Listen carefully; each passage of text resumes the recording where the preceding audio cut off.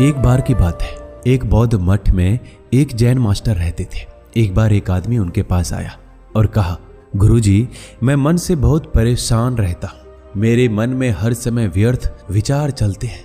कृपया मुझे इन विचारों से छुटकारा पाने के लिए कुछ रास्ता बताइए, कुछ मंत्र दीजिए।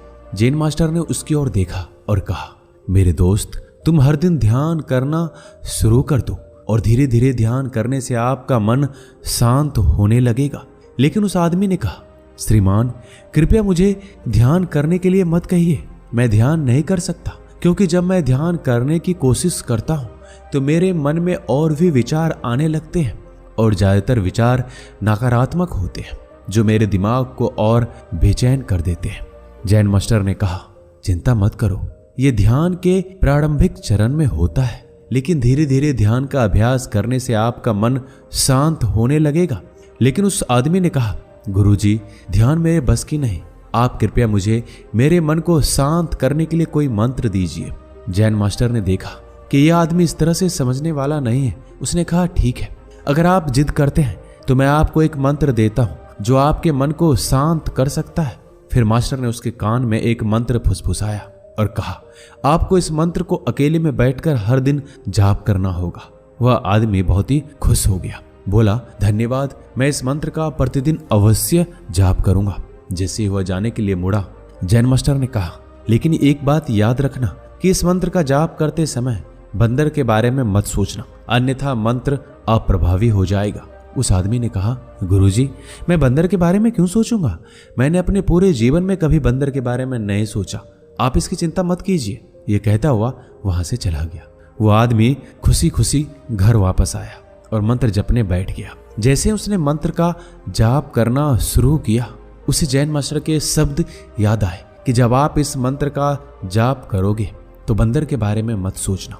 जैसे ही उसे गुरुजी की बात याद आई, उसके दिमाग में बंदर की तस्वीरें आने लगी। वह बंदर के विचारों को नजरअंदाज करने की कोशिश करने लगा, लेकिन जितना ही उसने बंदरों को नजरअंदाज करने की कोशिश की, उतना ही उसके दिमाग में बंदर आने लगे। कुछ समय बाद उसका दिमाग बंदरों से भर गया। उस आदमी ने सोचा कि जैन मास्टर ने मुझे यह निर्देश क्यों दिया? वह जानते थे कि बंदर एक मुसीबत है, तो उन्हें इसका उल्लेख नहीं करना चाहिए था।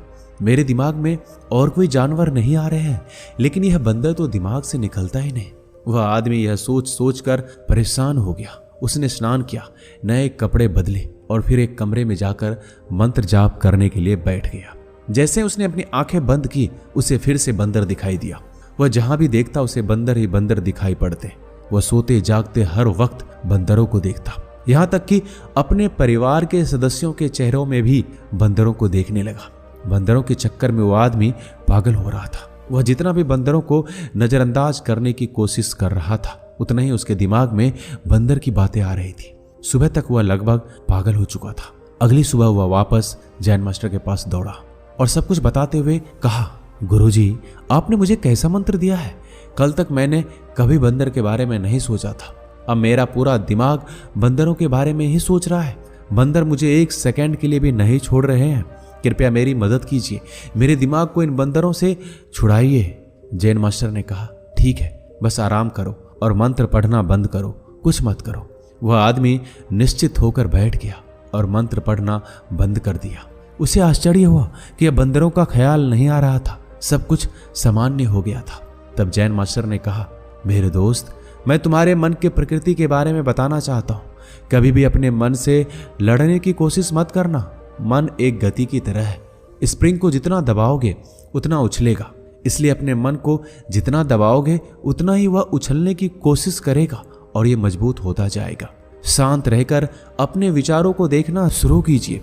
आप पाएंगे कि आपका मन धीरे धीरे स्वतः ही शांत होता जाएगा और मन को देखने के लिए आपको ध्यान करने की आवश्यकता नहीं है।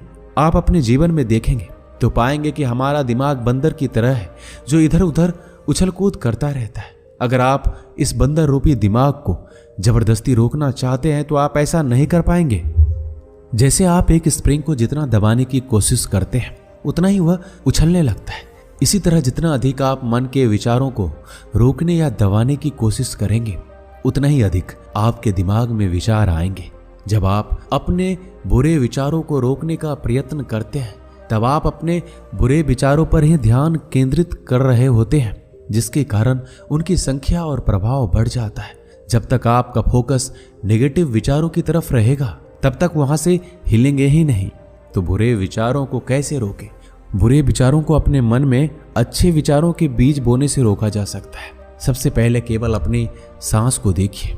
गहरी या हल्की करने की कोशिश मत कीजिए, बस खुद को सांस लेते हुए देखिए और छोड़ते हुए देखिए। अब सांस लेते हुए सीने के बीचों बीच फोकस कीजिए। ऐसा सोचिए कि सारे विचार इसी सेंटर में पैदा हो रहे हैं। सारे विचारों को चलने दीजिए। आप इतना फोकस इस सेंटर पर बनाए रखिए। ब्रह्मांड की शक्ति और बुद्धि के सूर्य मेरे अंदर बसते हैं। मैं जो सोचता हूँ, जो कल्पना करता हूँ, वो मैं कर सकता हूँ। मैं जानता हूँ कि इस दुनिया में हर घटना मुझे ताकतवर और सचेत बना रही है। यही ब्रह्मांड मेरा टीचर है और मुझे बड़ी प्रेम से सिखाता है।